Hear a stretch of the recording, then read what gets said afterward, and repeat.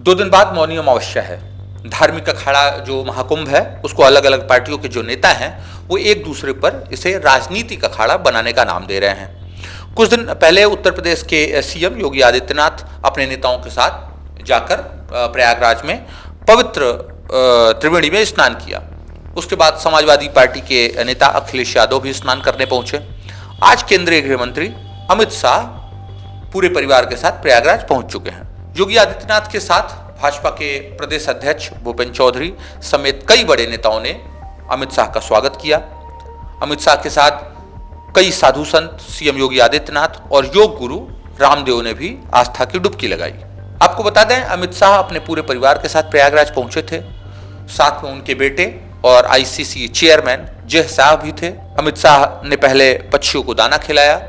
आप तस्वीरें देख रहे हैं कि संतों ने संगम में मंत्रोच्चारण के साथ आचमन कराया, उनको स्नान किया और जय शाह के बेटे और अपने पोते को संत महात्माओं से अमित शाह आशीर्वाद भी दिलवा रहे हैं। उसके बाद उन्होंने संगम में आरती की और लेटे हनुमान जी का दर्शन किया। स्नान के बाद वो अक्षय वट पहुंचे और वहां पर उन्होंने पूजा अर्चना की। आपको बताएं कि अक्षय वट एक उनका अपना इतिहास है। उसके बाद वो अखाड़ा परिषद के अध्यक्षों के पास गए, उनसे मुलाकात की, उनका हाल चाल जाना और महाकुंभ जो उनको मिलने वाली व्यवस्थाएं हैं उसके बारे में पूछा। उधर आने से पहले परामर्श निकेतन आश्रम के अध्यक्ष स्वामी चिदानंद सरस्वती ने हवन किया। उन्होंने कहा कि अगर अमित शाह और प्रधानमंत्री साथ नहीं होते तो अनुच्छेद 370 नहीं हटाया जाता। हमने इस महाकुंभ की सफलता और उनकी सुरक्षित यात्रा और उनकी लंबी उम्र के लिए प्रार्थना की है।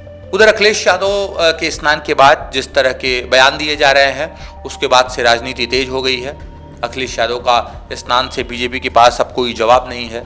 नहीं तो आप सुन रहे थे कि जब भी अखिलेश यादव ने जब हरिद्वार में स्नान किया था तब से लगातार बीजेपी अखिलेश यादव पर हमलावर थी।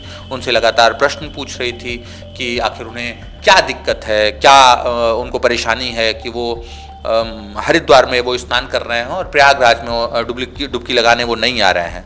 अब जब अखिलेश यादव ने प्रयागराज के संगम में डुबकी लगा ली है तो उनकी 11 डुबकी पर भी प्रश्न पूछे जा रहे हैं कि 11 डुबकी उन्होंने क्यों लगाई। अखिलेश यादव ने आज तक को बताया कि 11 डुबकी संत महात्माओं के हिसाब से सबसे पवित्र मानी जाती है। इसे सबसे ज़्यादा 11 डुबकी लगाने से पुण्य मिलता है और ईश्वर का आशीर्वाद मिलता है। अब जब अखिलेश यादव ने प्रयागराज पहुंचकर डुबकी लगा ली तो बीजेपी के मंत्री संजय सिंह गंगवार को ये बात नहीं पची और उन्होंने अखिलेश यादव से पूछ लिया कि कैसे उन्हें गंगा जी की याद आ गई, कैसे वो प्रयागराज आ गए, कैसे उन्होंने त्रिवेणी में स्नान कर लिया, कैसे उन्होंने डुबकी लगा ली। उनको तो मुहर्रम की चिंता होती है, उनको तो मुस्लिम जो मुहर्रम की यात्राएं होती हैं उसकी चिंता होती है। अखिलेश यादव के प्रयागराज में डुबकी लगाने के बाद डिप्टी सीएम ब्रजेश पाठक ने भी सवाल उठाया। उन्होंने कहा कि महाकुंभ में जो कैबिनेट की बैठक हुई थी उसको उन्होंने अखिलेश यादव ने कहा था कि ये राजनीतिक लगता है, महाप्रयाग में बैठक नहीं होनी चाहिए कैबिनेट की। अखिलेश यादव स्नान के लिए प्रयागराज आते हैं तो उन्होंने कुंभ आकर मुलायम सिंह यादव की मूर्ति पर जाके माल्यार्पण किया। क्या ये राजनीतिक नहीं है? अगर वो प्रयागराज आए हैं तो उन्हें सिर्फ दर्शन करना चाहिए था, सिर्फ स्नान करना चाहिए था। राजनीतिक मोड़ उन्होंने भी दिया जब वो अपने पिता मुलायम सिंह यादव की मूर्ति पर गए और वहाँ माल्यार्पण किया। ये भी राजनीतिक है।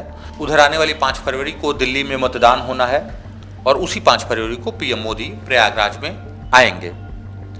जो विपक्षी दल है, जिस दिन दिल्ली में मतदान होना है उसी दिन अगर प्रधानमंत्री प्रयागराज आ रहे हैं तो इसे विपक्षी दल कहीं ना कहीं राजनीतिक ढांचा, राजनीतिक रूप देता हुआ नजर आ रहा है।